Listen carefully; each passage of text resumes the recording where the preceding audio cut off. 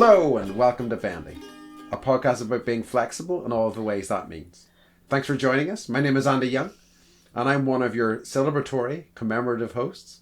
Joining me as always is our other celebratory and commemorative host, Beth Martin. Beth, the pleasure as always. What's the crack? You did a good job with your enunciation there. A peek behind the screens, folks. I did, and this is only because it's a very special episode. I did do a second take on our opener because celebratory and commemorative are a tough combo, and I knew I was setting myself up for a fall. But that is the kind of level of excellence I aspire to for all of you out there. So, happy 50th episode. I know, what the actual fuck? We did this 50 times. Well, that's not true. It's more like 51 because that time that I forgot to record. We didn't have Zoom as a backup. So, I'm proud of us. I know, so am I. We're like doing it. We are doing it. It's cool, and I know, and I'm enjoying it. And it's funny, like, I think it's more. I don't know if it's more for me or us than like other people, but not that we don't love you listeners. But like, Andy was in Portugal, so we skipped a week, and it was super weird. It was just like not having our like weekly chat. About nothing. So and everything, right? Not it's like, I don't know what our, it's not, this isn't small talk, it's like big talk. Yes. Or maybe, I don't know, in between talk. Or dumb talk. Dumb talk.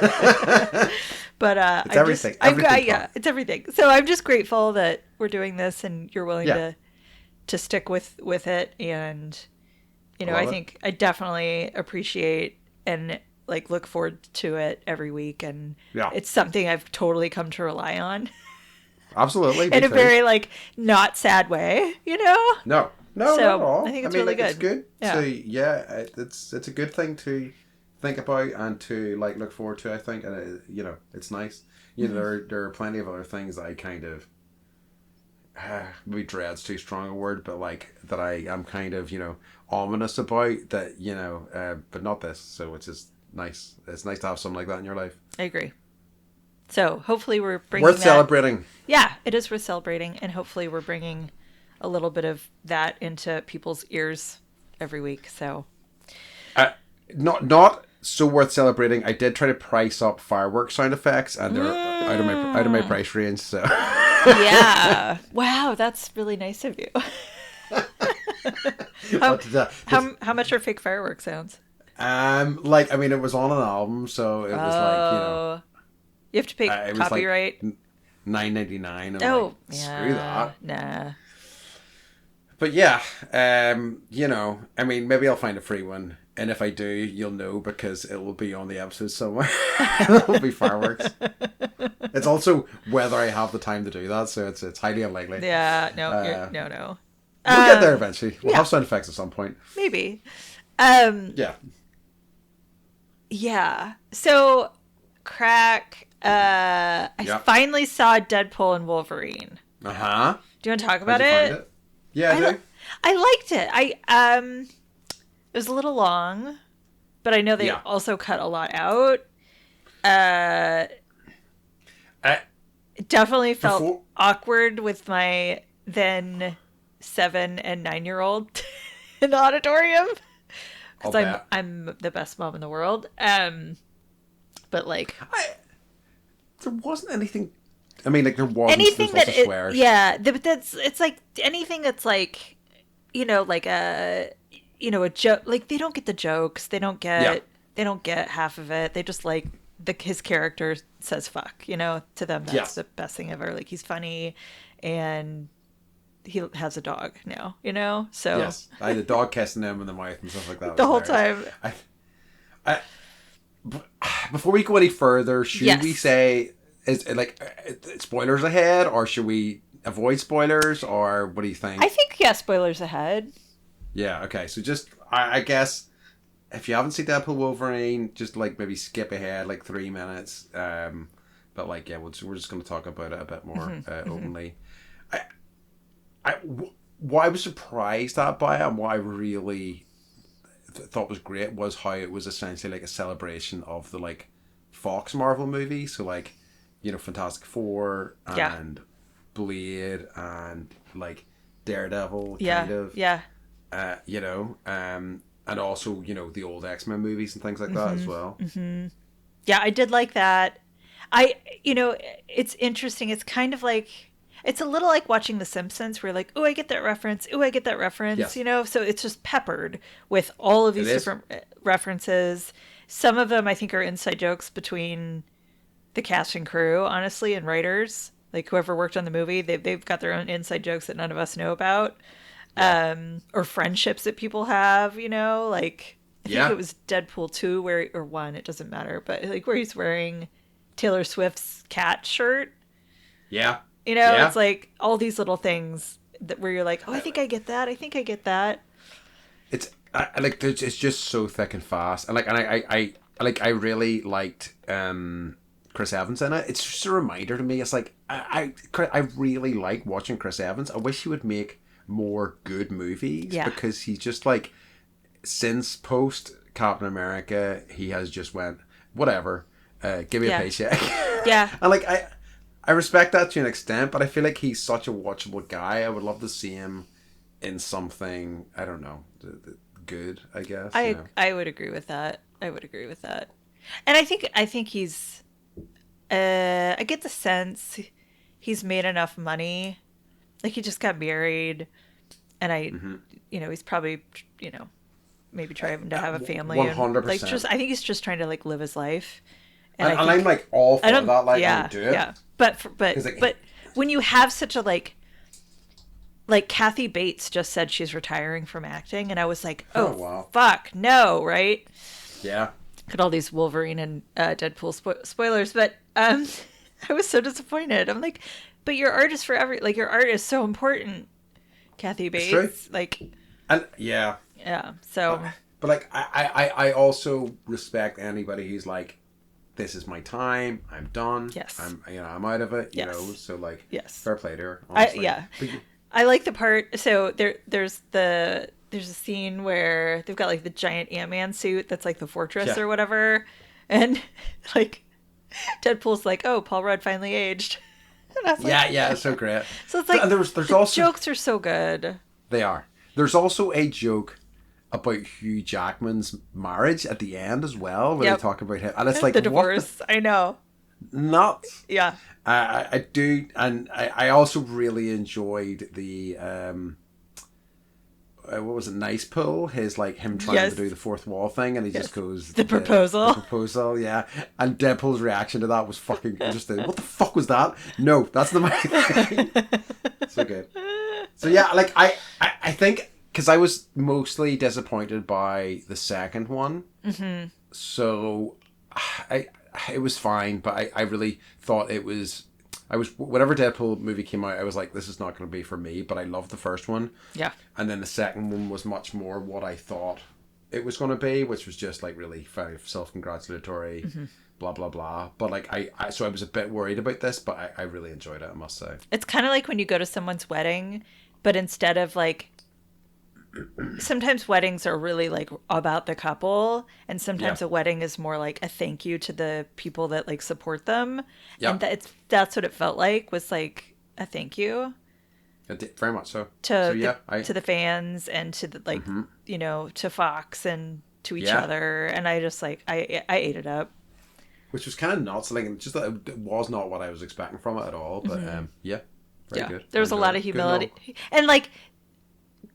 I liked how it's like he made Hugh Jackman look like the hottest man ever. And the dude's like 55. He's got two kids. He's divorced. And you know that Wade Wilson was like, I'm going to make him look the best he's ever looked. And like, he's going to get some dates and he's going to get like his life on track, you know? Yeah. So I really enjoyed it. So yeah, that's my crack. Yeah, good. No, I'm glad you enjoyed it. And I was like, just so people know, I was like, guns are terrible. This is fake. Like, this is all bad. So I did walk the children through that. So I think, ultimately, like, he's not a good dude. Deadpool's not a good dude. No. And they know, just, I'm like, and we had that conversation. We were leaving the movie theater, and they were like, is he a good guy or a bad guy? And I was like, he's a good guy, bad guy. Yeah. And those exist in the world, Anti-hero, I guess, yeah. Mm-hmm. No, I'm glad you enjoyed it. But you... So, my crack... I've got a good one. Ooh, okay. I'll be the judge of that. Oh, you're going to love it. Okay. So my choir, I don't know whether I told you what I was going to do for this, no. But my choir had their AGM last week. What's AGM? So annual general meeting. Okay, right. You were talking about how you were like stressed about it. Yeah. About what you were going to say. Me? Stressed? It doesn't sound like me. I know. I was like, stop the presses. Stop the presses. I'll be stressed again. Okay, so they had been asking me for a long time, the choir, that they wanted to do a social event as well. So I was like, okay, well, let's fold these in together. Because the choir proper is starting this week for our Christmas term. And so like a social event in your country would be like a party? Okay. Yeah, I mean, like, I'd say social event in this country is often going out and getting drinks. Okay, right? I like going to a bar. Okay. Yeah. Okay. But I was like, I don't just want that. I want something a bit more interesting. So you know what I did? What'd you do? Set up karaoke. I knew it. I was like, somehow karaoke is going to be part of this. Like I said, I think I talked about in our last episode, people can be a bit more conservative and they don't like want to dance and stuff like that. So it's a bit harder to get people up to sing. But because everybody does sing and is there to sing, it was slightly more easy to get a buy-in. Totally, it's genius. So because none of them have heard me really sing before because I've just been so busy with other stuff and also like just not in a great mental place to really be singing in the choir in recent sort of terms that they haven't really heard me sing. So they were like, oh, we're gonna hear Andy sing, and I'm like, this has to be a disappointment. So I kicked the night off by singing a few different songs, and then like once I'd got the ball rolling, it was just like 2.5 hours solid, just people coming up, and they had such a blast. The feedback was so good. People were like, we have to do another one so soon and all this. So yeah, it was great for me because like I feel like if I really put my mind to these things, I can be quite good at putting stuff on and like recognizing what would work. And I'm not going to be successful all of the time, but it was I felt quite a nice sense of achievement kind of putting that together, That's so great. I love that. I love that. And so I think both of us get great joy from putting events together and then seeing people have a good time and like being like, I created something for people to, and it's not even that. It's like people are enjoying themselves. Yeah, absolutely. And I mean, like, and I said in the night, we had the annual general meeting was just essentially like, this is the past year, this is where we're at currently, this is where we're going to go. Mm-hmm. And I said, like, at the end of it, I was like, look, have fun, this evening. What I would like to ask is that one of the most important things about this choir for me is all the connections and stuff that has been made via it, all the friendships and stuff that have grown from it. I want to keep that ball rolling. So maybe if there's somebody in the choir that you've never really talked to before, maybe go over and say hello to them tonight. You don't have to, but maybe. And some people did do that, you know what I mean? And I just see the kind of wee community growing even more as a result. So it was very, very satisfying. That's so great. I love it. Good job. Thank you. I was really, yes, it was great. And like, I was... I already had sore throat. And the next day it was a write-off completely because I'd been singing so much. But yeah, it was awesome. It was very, very good fun. So that's the crack with me this week. Okay. Do you have, Hanny, what's occurring? Not this week, no. Do you? As it's our 50th episode, ooh, I have to do a Andy's Down with the Streets. Yes. So this is a kind of a two-pronged one. I'm going to explain the word initially, and then I'm just going to explain something that related to it that I think is quite fun. So the term is Sigma. So do you know what Sigma is, or what it might mean? Sigma. I mean, I'm sure you know what you've heard of Sigma before, but in this context. Yeah, no. So it kind of follows like it's Greek, right? Yeah. Okay. So like, I know it in terms of like fraternities. Yes.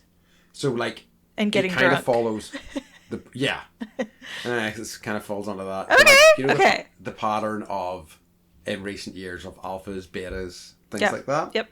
So a sigma is somebody who does not fit into the like traditional mold of an alpha, but they are like quietly cool in sort of background, okay, and influential. So you know, if you could in the future say things like, Andy, you're being so sigma right now, or I've noticed you've been real sigma recently, Andy, that would be a real kind of confidence. Woohoo! just you're just being low key cool right now. Yeah, that would really help me out. Just generally, anybody that's listening, if you want to tell me I've been really sigma recently, it would be great. So the second part of this is, and how I kind of came to this was there is a phrase, "What the Sigma," that has been doing the rounds everywhere. It's just "What the Sigma?" ?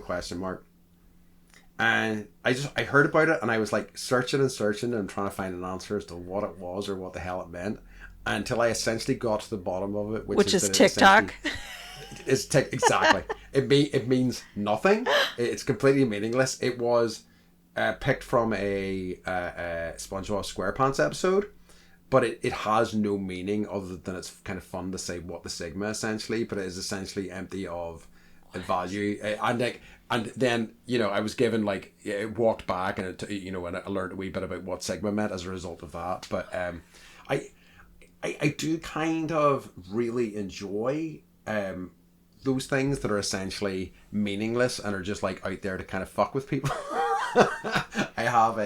From an entertainment point of view, I find that really fantastic. So yeah, Sigma / What the Sigma on this week's Andy's Down with the Streets. So it reminds me of Brave New World. Yeah. Have I talked about? So I just reached into my mind garden really fast to see if it was mentioned in the caste system or the class system that they had the alpha. Oh the yes. Beta, the gamma, maybe delta, and then the epsilon, upsilon, however you pronounce it. But Sigma wasn't in there. Interesting. But I like that. That's a good one. So it's nice.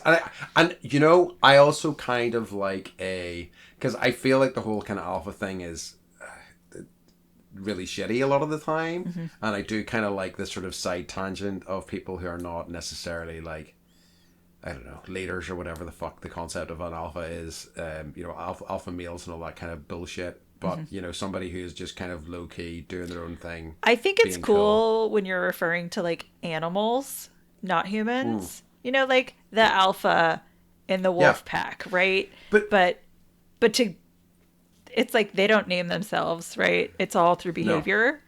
No. And we're like, I'm a total alpha. He's a total alpha, and it's like, it's the people who self-title themselves as that is fucking. And you're like, you know, that doesn't mean Andrew Tate's a good dude. Oh no, he is definitely not a good dude. Not even a little, not even close. But yeah. Okay. Nice work. All right. So, thank you. So, time to move on to our subject of the day, which is our 50th episode spectacular. Woohoo! Cue fireworks, maybe. Cue fireworks. So, the subject for today is mental health. Oh, yay! Psych in your face. You thought you were getting a happy episode? No, it's misery.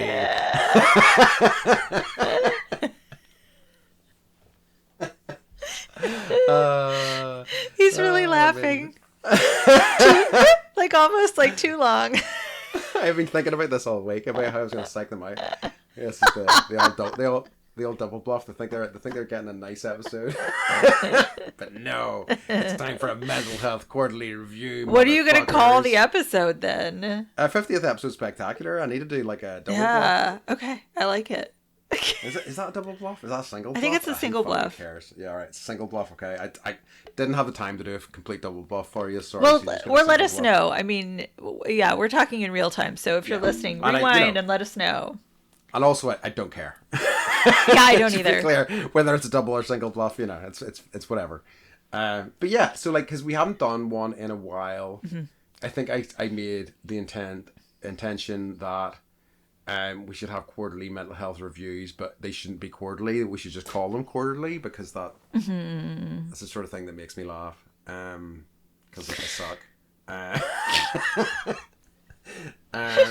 So yeah, but we do think it has been a while, and we think it'd be good to get a catch up and just kind of see where we're kind of both at the minute, and you know, we always think it's a worthwhile conversation.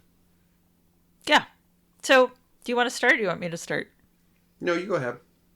Okay. I'm just going to preface all of this for everyone by saying 2 weeks ago I was sobbing on Zoom to Andy. So take all this with a grain of salt. Because I think my mental health is just depends on the day and the minute. Yes. Right? I'm doing good. Yeah. I'm doing good. And I was like, why am I doing so well? Like, you know, there's family sickness happening and I'm taking care of everyone. It's been, you know, a lot of stress and a lot of work trying to keep everyone healthy. But like, outside of that, I've really worked hard to reduce my stressors.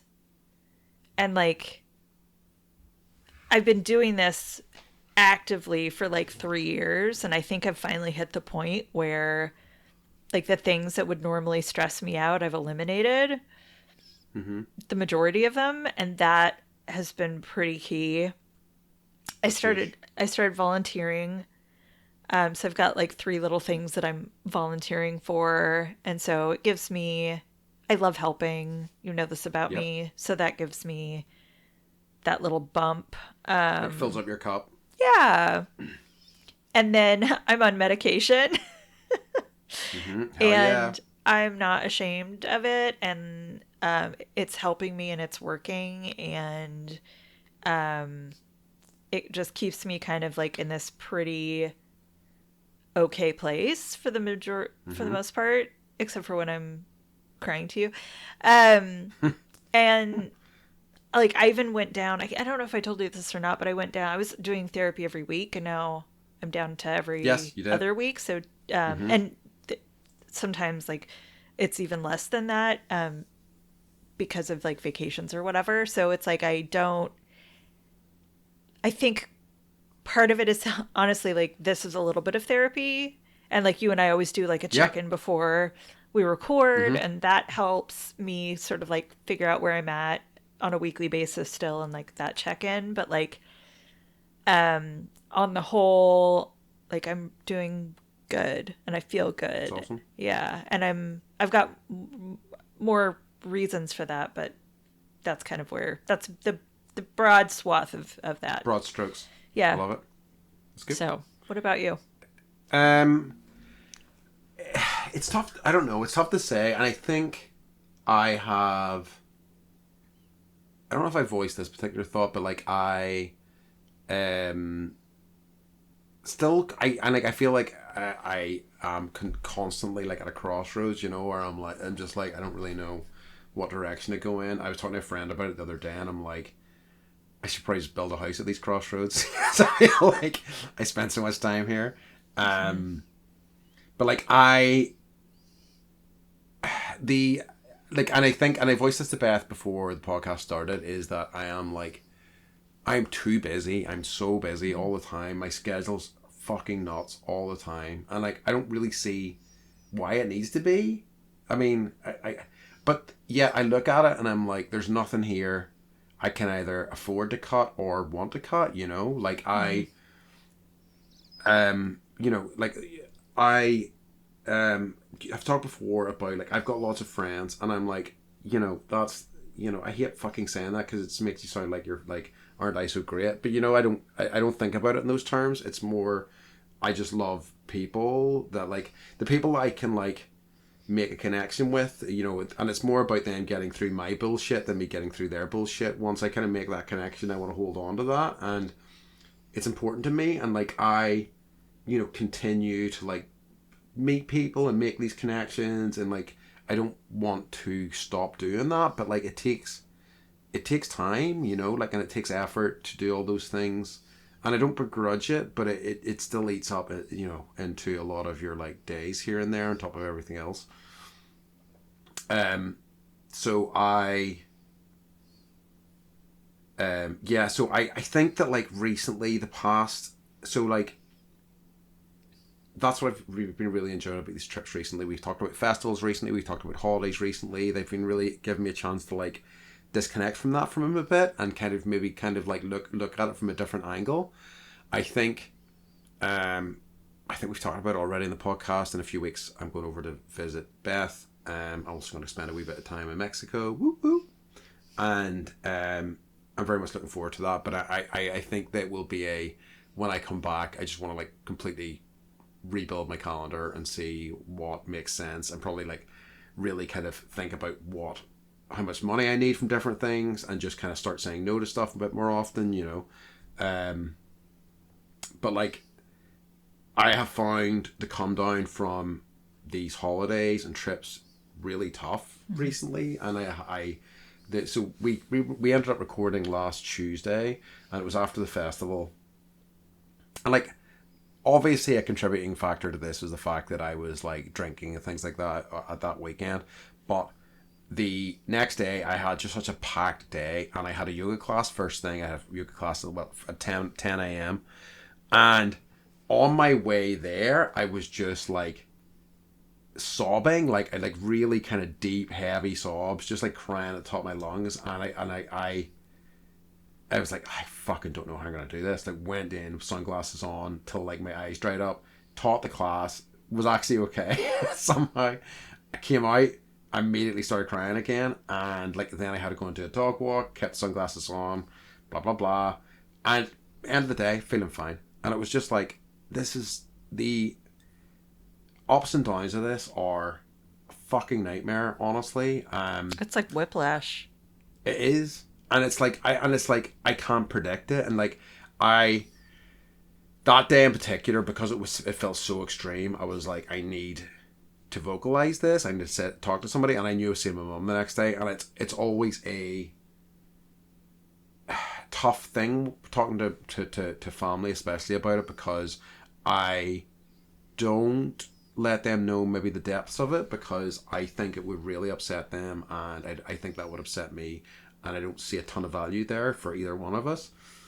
But I find it hard to, especially with them, to keep up the sort of mask, you know, a lot of the time. So I saw her the next day, and I told her about it, and like immediately started getting upset. And it's just her reaction. She cares about me. She immediately was like, don't get upset, don't get upset. And I'm like, it's almost virtually impossible for me to talk to her or to family about this without getting upset. And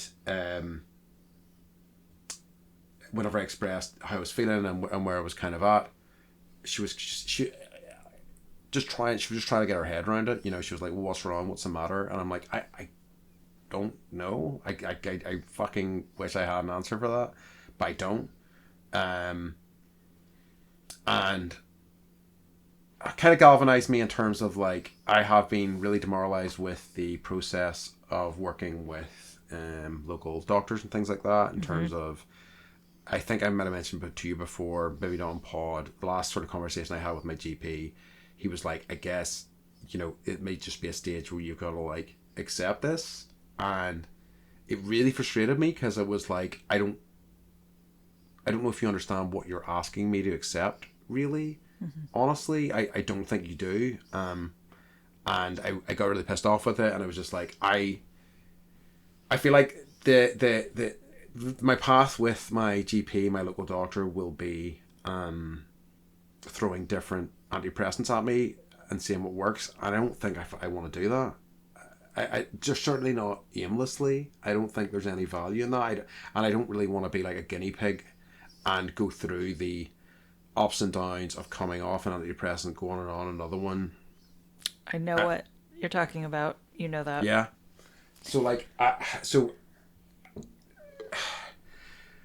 I have been encouraged to contact him again, and I think I will. But because everything's so in flux at the minute, I'm going to wait till I come back, because I don't think there's any point in me starting a new process until I am actually here in the country for a chunk of time. But I think, and I've probably voiced this before as well, I really would like a diagnosis. Now, I know that a diagnosis is not the like be all and end all and will not be the answer to everything, but it may offer direction, which would be useful, because I feel like right now it's like flailing around in the dark and hoping we find something, you know. I know exactly I know exactly what you're talking about. Yeah. You know, not related so much to depression, but like having long COVID and that whole year of them being like, we don't know what's wrong with you. We don't know what's wrong with you. We don't know what this is. We don't know what to do for you. Maybe this is just it, you know, like we have no answers. And it's, I wonder, because our countries are so different and Americans are so blunt, you know, when you're like, you know, he's like, well, that, you know, your GP is like, this is may just be what it is. You know, that's a point where I would push back. Yeah. Like I would have to go home and think about it for 2 weeks. Yes. Right. I wouldn't be able to voice it in that moment. I would just, you know, because you just want to say, you know, yes to whatever they're saying. Yeah. But I would say, you know, I'm not willing to accept that. Yeah. You know, yeah. I really need to work towards a diagnosis. You know, if there are other people that you could recommend. Yeah. Instead of you that would be willing to work with me on this, you know, or get a team together of people to support me because I need it. Well, I mean, like, I think the circumstances as well are particularly difficult right now because, and we've talked about this before, because like our National Health Service is a crisis. Yeah. Especially for mental health resources, there just isn't any. So I think I need to go private for something. You know, I think I can get diagnosis privately. But I think that there's logic in having a through line from this, you know, a referral from him with details in terms of what we've done so far. You know, you don't want to. I don't want to start over. No. I don't see any point in that. And I think I sent you the letter that I wrote. Maybe I didn't, but anytime I meet with a new person, I'm like, you know, like I have all these issues. I want you to know ahead of time so I don't have to lay it out for you and explain it all. Yeah. But like I have medical PTSD at this point. It's complex PTSD. It's CPTSD. You know, I need this from you. I need this from you. If this isn't the right fit, I don't even want to come in, kind of thing, and waste your time and waste my time. I don't have the energy for that. So I spent, I don't know, 2 days crying, writing that letter. I think you've told me about that, but I don't know if you've sent it to me. So I would be, if you don't mind, that does sound like it'd be of value. Because I remember you telling me the concept of that, and I was like, "That's a fucking great idea." Yeah, but I'm gonna say it's not easy to do either. I will bet, because you're like you have to go there and like write down all your shit, and in a way that, you know, someone can understand, but you actually have to go there and write down all your shit. Yeah, it sounds a wee bit similar to. No, sorry. I just like in terms of like I had like an NHS review to see whether they wanted to take me any further, and it was just pouring through it all, and it was intense and painful, and yeah. So I would agree that you meet with them again. Yeah. You know, write something up that talks about it. I have a hard time vocalizing myself, and I find if I send, not to sound like a giant hippie bitch, but like if I send my intentions to the doctor of what I want to get out of, you know, it's a it's a relationship, right? What you want to get out of that relationship and what help you need, and send it to them ahead of time, then they're already working on it before you get there. Yeah, this is it. Yeah, absolutely. No, I like that a lot. It's like, and I think, and I'm glad you cried. Oh, I cry all the time. I'm glad. I'm glad because, you said, you cried then, you did all the things, but by the end of the day you felt okay. And I get that it's like, it's a fucking roller coaster, but part of why you probably felt okay was because you had some kind of like emotional catharsis. Yeah. And you let it out a little bit. I absolutely need to, like, a podcast I was listening to recently, and one of the guys was talking about, and he was like, I don't think I've cried this decade, and I'm like, what? What the fuck? Seriously? Okay. That's kind of scary a little bit, but I guess I kind of understand it, but like, I'm a big believer in the catharsis of a good cry, it's certainly for me anyway, it's really kind of valuable, but like, I also don't, I tend to do it privately because it raises too many questions with people. People want to know what's up, what's going on, blah blah blah, and like I never have good answers for those things, so and and also then a little bit of people wanting to like help, but it's how can we fix that? What's happening right now? We're out having a nice night out, Andy's crying. How do we get back to having a nice night out again? It's not that that's happened too often, but it has happened. Yeah. And that's just like, that's human nature. But all to say, like, I totally get where you're at. Yeah. And I'm sorry. No, don't worry. Like, thank you, but like, it's. I also think, it'll be good for us to be in the same place and just kind of talk it through. I agree.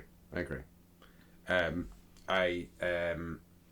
as I say,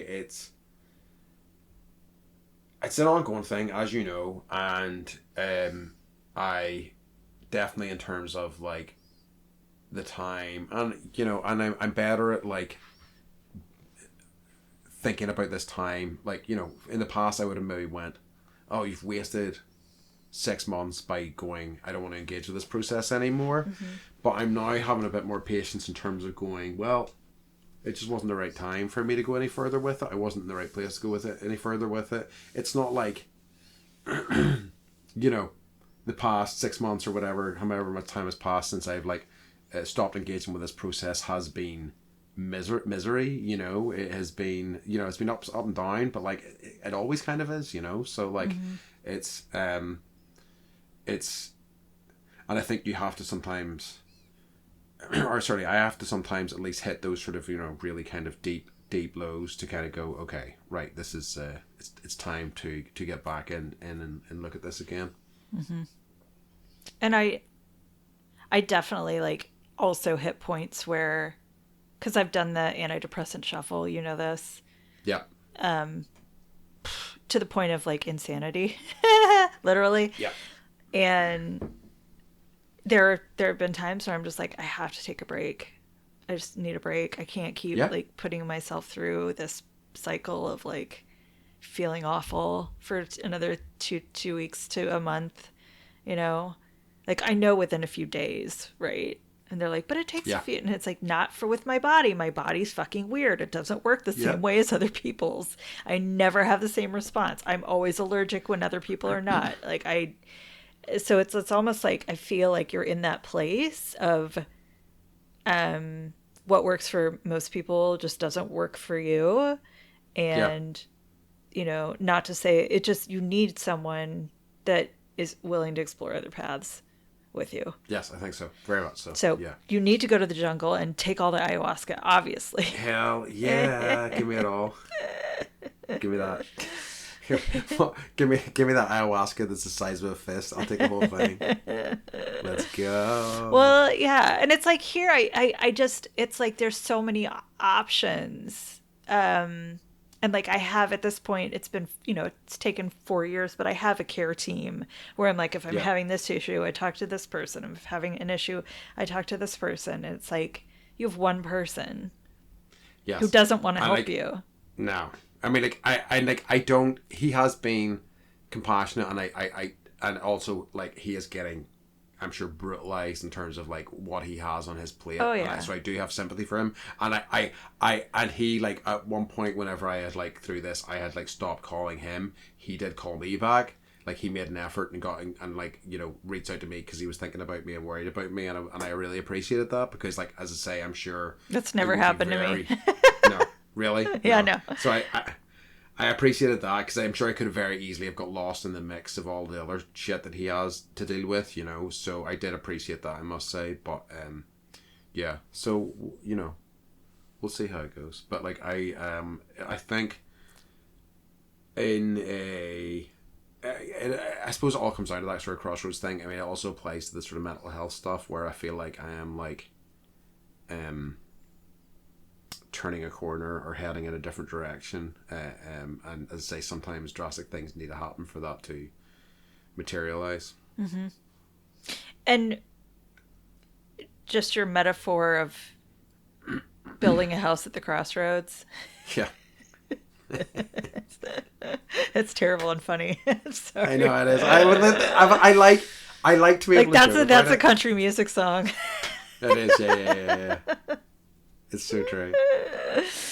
But like, it's a thing. I've been there. I literally have a poem I wrote called like sitting at the crossroads, and just like what that's like, and not knowing, which direction, and just waiting for the devil to come and make you an offer. Do you ever see The Devil and Daniel Webster? Okay. Yes, I think I have. Yeah, so this is totally off topic, but there's like this concept of the crossroads and the devil is like built into a lot of different things. It's also the artist Jack Johnson was a blues artist, really one of the best of all time, and they always said that he met the devil at the crossroads and he sold his soul to be able to play the guitar, the blues. So, and I believe it. Because there's the fiddle song as well. It's kind of about that sort of as well. God, who sang that? Oh, I know exactly what you're talking about. Look in your mind garden. But I know, right? Devil Went Down to Georgia. Devil Went Down to Daniels. Yeah, that's it. Charlie Daniels. So I just want to, like, while you're here, I just want you to like get on ketamine and like go on a ketamine trip, right? Like, see all the doctors, do all the things. Yeah. I do want to try cat. Like, I mean, like, and because I heard Andy Richter. He was being interviewed by Conan O'Brien. No, well, yeah, but it was. I wish. Neil Brennan, I think, the guy that. So he's got a podcast. I see some of his stuff sometimes, and he was talking about that. And he, like, I really liked the way he was talking about it. He was talking about, like, whenever he went on antidepressants in the 90s, and it was at a time when his friends were like, "You're on antidepressants, like, you're going to try to get off them as soon as possible, right?" They had this sort of really kind of like negative attitude about being on them. And he's like, it's so insane to me because it's kind of like going up to somebody who has diabetes and being like, you're going to try to get off the insulin, right? Aren't you? And I'm like, that's such a great way of looking at it, because it is not like, I think a lot, I don't think it's quite the same now, but like this sort of thought that it's something that you can kind of get past. And for some people, maybe that's true, but for other people, I don't think it is true. And you need to actually take steps, like it is a medical thing that you need to like treat like that, you know. But like he talked about it, Neil Brennan was talking about ketamine therapy and how that really was transformative for him and things like that. And there just aren't the options here for a lot of that. I mean, in really extreme cases, there are. I know there's experimentation with like magic mushrooms and like psilocybin and whatnot in like London, but like, I'm not going to get that in Northern Ireland, not a chance. Or ketamine therapy. I think in very limited forms there are, but like unless I am you know, I'm like, I am actively going to kill myself or other people right now, it's unlikely I'll get anything like that, you know. Mm-hmm. Yeah, maybe I'll look into it while you're here. Something else that I was thinking, yes, it occurred to me that we need to do whenever I'm over with you is, and I was having a conversation with friends when I was over there, was about, I have always wanted to get like a manicure and pedicure. Oh my god, yeah. So we need to go and get a mani-pedi together, right? And we can talk about it. I know exactly where I'll take you. Perfect. Because you know, it's another one of those things that's kind of like, to me, it's so funny because like you know, people should take care of their hands and their feet. They should. Both of them are very important, and guys don't. They don't. You know, they don't. And I'm married to one who always has grease on his fingers. Yeah, like I don't do it often enough, but like I do moisturize my hands and things like that. But I don't really take, and like but I don't really take good care of my hands really apart from that. But at least it's something that I do, you know. Whereas I'd say that is, you know, above and beyond for a lot of guys. Like, you know what I mean? Like they, and certainly whenever you grow up in the place that I grew up in, and there's a lot of like farmers and stuff like that, and you see guys with these like hard, like calloused hands, like just, and it's almost like and like you see them moving them, and it's like, it looks difficult. It looks like they are, had they been treated a bit better or given a bit of TLC, they'd probably be in better, you know, condition. But again, we can't do that. We're hard. We'll totally go for mani-pedis, and sometimes they even offer you like champagne or wine. Oh hell yeah! So something weird. I don't know if I should mention this to you or not. I think it's like I've been having this like hate relationship with yoga. Oh, mm-hmm. Yes, you mentioned something like this about this before. Okay, so like I've been like thinking like, what the fuck is your problem? And so Mike was out of town. I laid my mat out in the sunroom and just like left it out, and in hopes that it would be easier to like do the yoga and like sit down and journal. And I realized like, and stop me if I've already told you this, but like I realized that like when I'm on the mat, it takes me back to when I was super sick. And like in a really, really not okay emotional state in like so many different ways. And that's how I feel when I get on the mat and I start doing yoga. Then I'm just like thinking about like these things I'm angry about, people I'm mad at, ways I've been taken advantage of. And so I've been forcing myself to do the yoga and like sit with the feelings. And like I don't know how else to explain it other than like I'm just letting the feelings just kind of like move through me. And then it kind of goes away a little bit. Okay. And like each time I'm kind of trying it, like my mind it's kind of starting to like go into other places. You know, like, oh, what should I make for dinner? That's what I want to be thinking about. Not like, oh my God, I hate this person so much. Or like, God, I was doing this and I was dying. Or like, you know, like those thoughts are not fun to revisit. Absolutely. So like, that's one area that's like, you know, something that used to bring me so much joy and like healing and did help me when I needed it. Now is like, not an enemy, but like doesn't feel like it's my friend, and it's really sad. That's all right. Like, and I wonder, like the last good yoga experience I had was going to the studio and having you teach when I was in Ireland. Oh yeah. And that's like, when I was like, oh, this feels good. It's kind of a shame because I think you mentioned like there wasn't really much in the way of yoga classes in your area, right? Because I think I have noticed that I really struggle if I'm just like get on a mat and I don't have something to work through myself. I'm just like counting the minutes until I get off it, and it's like, you know, and it's very much connected to like me not really want to spend time in my own head, particularly. It's so hard. It really is. I mean, it's a fucking nightmare. And I have a video that I watch. Mm-hmm. So like Mm-hmm. someone else is instructing me, and I put music on, and I light the Mm-hmm. candles, and I pull a tarot card ahead of time. Oh wow! And like mm-hmm. I'm throwing everything at it, and I'm still uncomfortable. Yeah, that sucks. I'm sorry to hear it. Yeah. Like, hopefully it's a passing thing, and like I wonder, I think that like if I wasn't able to do classes with people, I don't know how I feel about, like, I mean, obviously I'm teaching as well, but like I don't know whether my connection with yoga would kind of drift a wee bit, because I find, for me, being in a room full of other people who are doing the same sort of stuff is such an essential part of it for me. Like, I just love that energy so much. It really feeds me. So yeah. I'm working through it.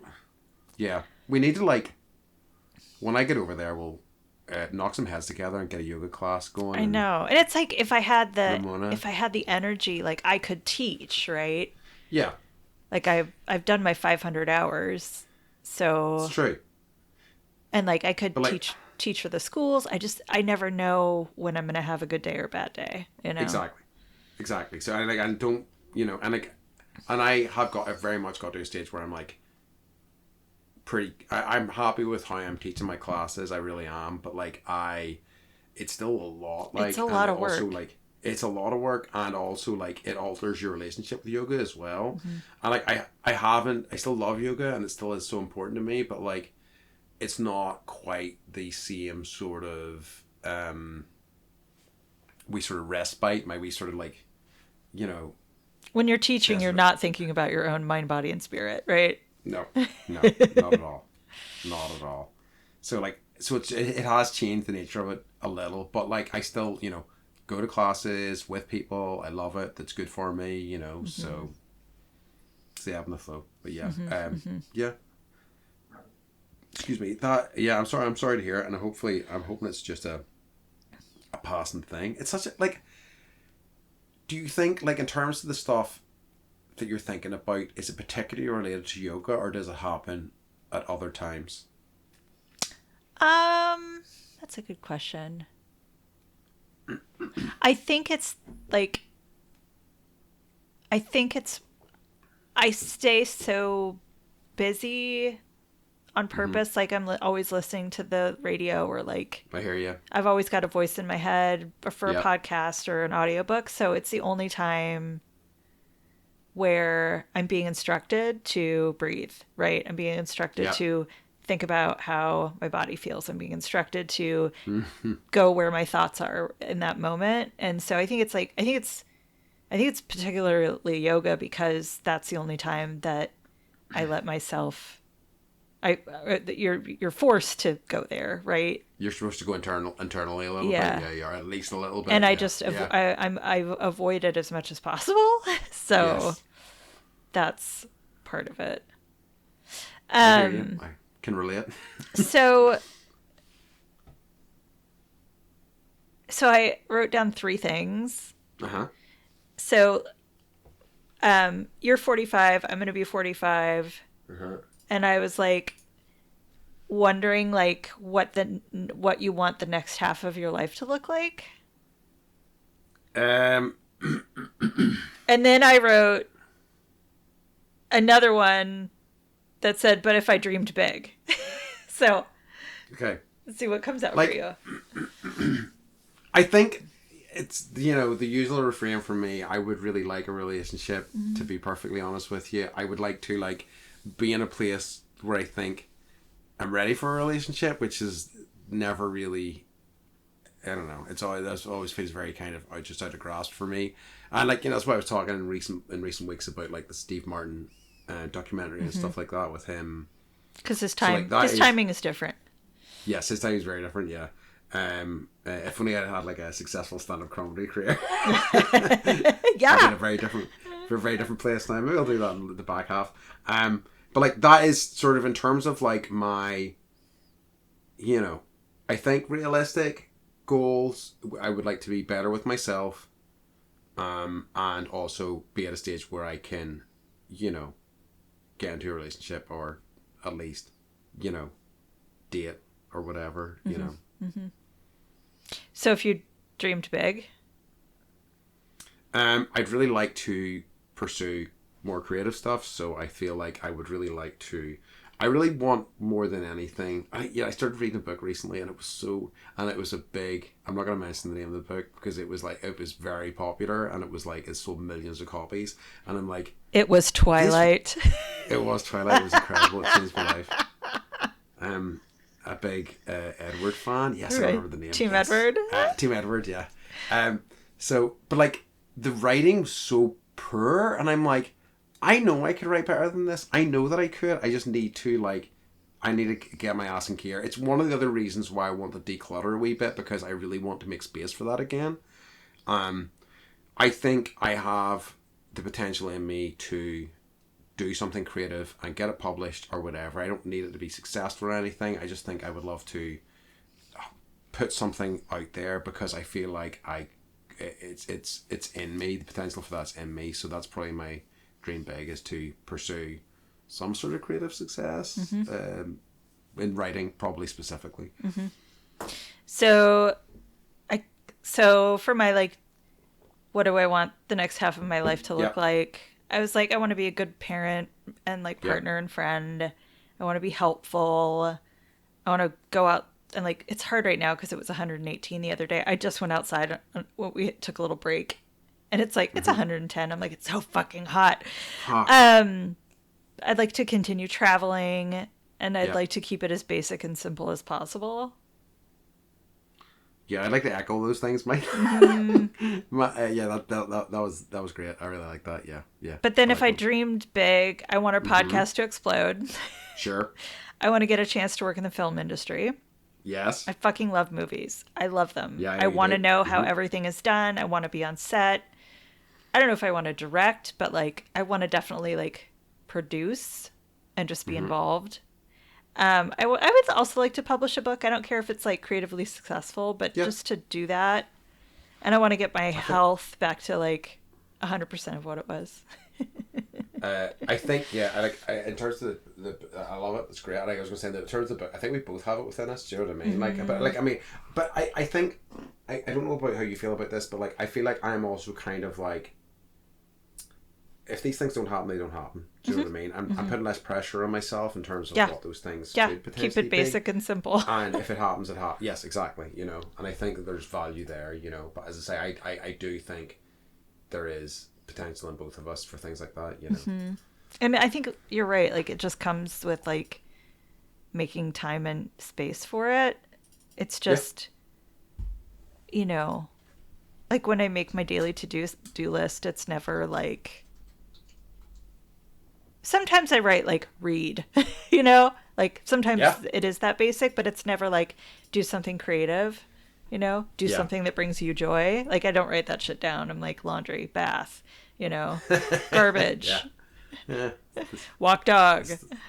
The stuff that you have to do. Right? It's so that that I can adjust if I think about it hard enough, maybe. Yeah.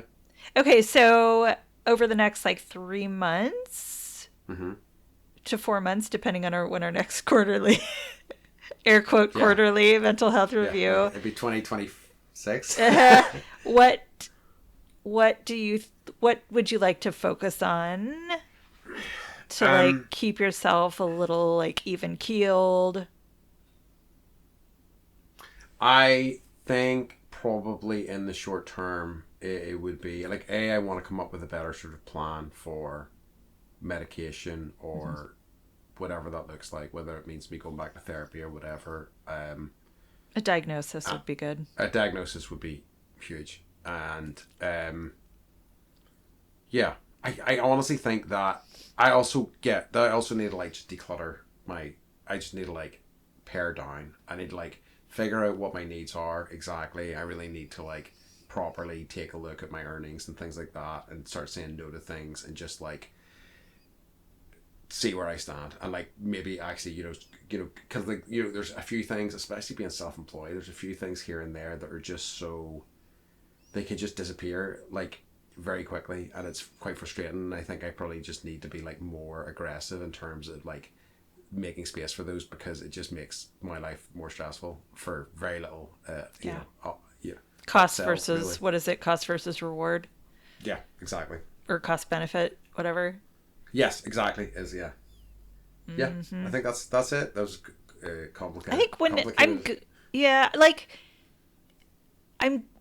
I hope, I like to think that I help people with this a little bit. Okay. So when you're here, let's just like sit down and really kind of like look it all over and make a little bit of a plan. Yeah, no, I think that's good. Okay. Yeah, definitely. Okay. Love it. What about you? Napping. Amazing. I put yoga on here because it's one of my first loves, you know. I know. I'm trying to stay present, and like I know mindful is a buzzword right now that is hard, but like I am like, so I use present. Like I'm trying to like, when I'm feeling shitty, I'm trying to be aware of it and not letting it overwhelm me to the point where like I shove it away. And like I'm trying to ask the questions of like, okay, you're feeling like this, why? And sometimes I get answers and sometimes I don't, but I'd like to keep asking the question. I'm going to try not to watch the news. And I want to hang out with you. Hell yeah. We're doing it. Yep. And we're going to be doing it IRL. I know. If you know, you know. I know. Woohoo. No, they're great. I love them. Like, you know, that's a good one. Like, I think it's one of the reasons as well, like, in terms of where my head's been at recently, is that, like, I had been reading the Noam Chomsky book, which was a really kind of stark look at the world. I think he's right about a lot of stuff, and like, because like as I said, it's like 25, 30 years old, but like it was just not good for my headspace. I was also watching videos on like climate change, like the actual science behind it, where we're at, where we're likely to go, what's the worst case scenario, the best case scenario, and I'm like, I need to stop with this. Like, I like staying informed, but I need to like take a step back from all this for a while. I'm plenty informed that I just need to be ignorant for a bit, you know. So just filter in the stuff that comes in, you know. It's hard because they try to slide it in, you know. They do, and you want to stay informed, but you also don't want to like, you know, overwhelm yourself, you know. Yeah. Love it. Okay. I think we're good then for our topic. Yeah. I wonder, should we actually let them know that we're doing mental health? I don't know. Or should we trick them? You'll know now if you're listening to maybe this, we'll say spectacular, but then we'll also say trigger warning. Just in mental brackets. Health. Yes. In brackets, in tiny font, mental health. Yes, mental health. Shh, whisper it. Alright, I love it. Okay. So, Beth, then to ask you the question, especially pertinent this week, is what's been bringing you joy? Cameron Crowe. Hell yeah. So I rewatched, and it wasn't very well received, but I rewatched Aloha. I don't think I've seen it. Oh my god. It's so good. It's on Netflix right now. And it's Bradley Cooper, who, you know, everyone loves a good Bradley Cooper. It's Emma Stone. Like, the cast is amazing. It's John Krasinski, and it's I can't remember her name, but she was Emma Stone. Yeah, no. You said Emma Stone already. Sorry, it's what do you call her? She's in everything. She was in Mean Girls. Rachel McAdams. Yeah. So the cast is amazing. The story is amazing. His movie. I'm super into movies that make me feel something. And shows that make me feel something, and I totally just like, it was so good. I cried at the end. This story is so sweet. I highly recommend it, and I'm obsessed. Now my mania is all Cameron Crowe movies, so I'm going back and like rewatching everything. Nice. But I would say I like it as much as Almost Famous. Okay. Oh my, I love that movie. I know. So okay. What about you? I'll check it out. So I've been really enjoying pop music recently. Like, so I have I heard for the first time about 3 or 4 weeks ago. Do you know Chapel Roan? I have heard her name because she's on the celebrity circuit now, and I follow celebrity gossip. Is it good? She essentially she's fantastic. I really think I listened to her full album. Because I heard she has a single that came out called Good Luck Babe, and I listened to her album. I think that she's really fantastic. Like she's like weird in an interesting way. Do you know what I mean? Like she like a lot of the time she performs and she like wears massive wigs and like, you know, that kind of like powdered white sort of French courtesan sort of like face sort of makeup and things like that. Cover up all the bad skin. Yeah, exactly. Yeah. And but like I've been really digging her. Like, and I think she's really fantastic. Like I say, apparently like what was about she had an album out at the start of the year, but over the past 6 months, her fame has essentially like skyrocketed. Basically, I read an article the other day where she was basically like, "Please stop asking me about don't say my real name and don't ask me about my personal life." And I was like, "Good for you." Yep. And she's like, people are pushing back on that, and I'm like, that is, I think, how I first properly started. Like, I had heard the name, but I didn't know much about her, and then I saw that her pushing back, how she was like, this is too much already, because people are like stalking me. They're like, you know, going around to my house. They're like going up to my brother and things like that, and it's not fucking cool. Like, but you know, people do get obsessive. But like I just generally, I mean, you know, I was talking about Charlie XCX earlier on. A month or so ago on the pod, and I wasn't crazy about Sabrina. Yeah, have you heard that Espresso song? Sabrina Carpenter? No. Okay, so she's also having a moment, and I was not fussed on that single at all. But other people were like, you know, she sounds quite good. So I listened to her full album this morning, and it's pretty good. Okay. There's some good stuff on it. I think Chapel Roan's way more interesting from my point of view, but like, you know, check out pop music, guys. There's plenty of awesome stuff in there. I was actually gonna pull up because I'm still stuck in like I think I'm still stuck in the 90s or like early 2000s, and I'm trying to like introduce the kids to stuff from that era. But now I'm like, someone recommended, it's a band called Hollow Cove. They're Australian. Have you heard of them? No, I haven't heard of them. And I've been doing yoga to their music actually because it's super mellow. But she was like, one of the songs reminds me of you. And I always love like knowing that someone's thinking of me when they're listening to music.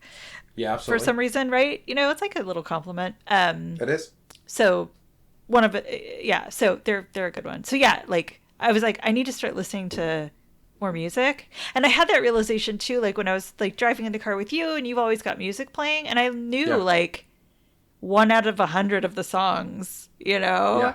So it's like, I got to broaden my horizons.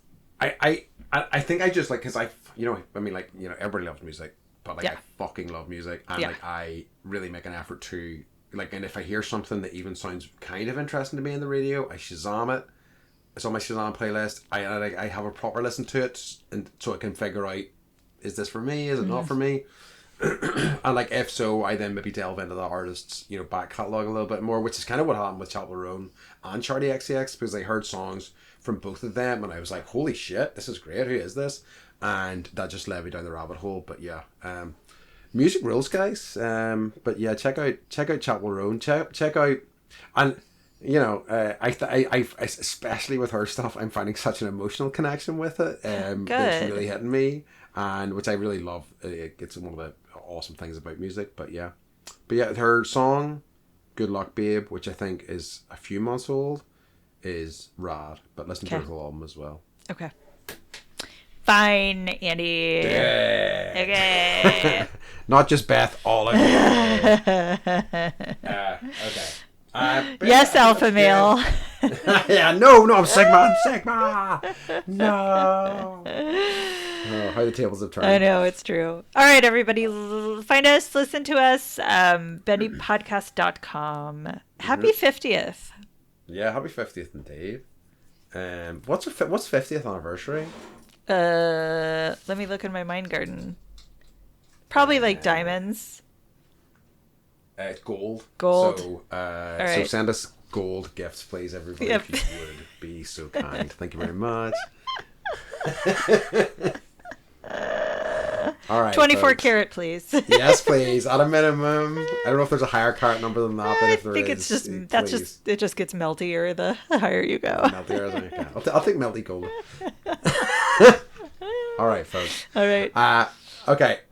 In that case, as always, we like to remind you to stay Bendy. Awesome. A very appropriate, awesome, regal one for our anniversary. All right. Bye. We love you. Bye. Love you. Bye. Bye. Bye.